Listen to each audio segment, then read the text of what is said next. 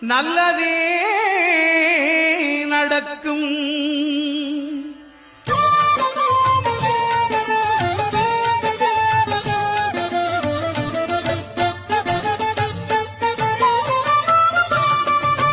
ஒன்பது கோளும் ஒன்றாய் காண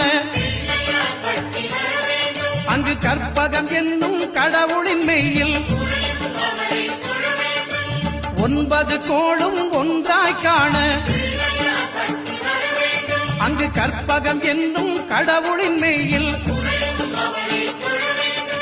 சூரியன் முதலாய் 9 கிரகமும் பலவித குணங்களை கொண்டிருக்கும். எங்கள் கற்பக தருவில் அவை வரும்போது ஒன்றாய் சேர்ந்து பலனளிக்கும்.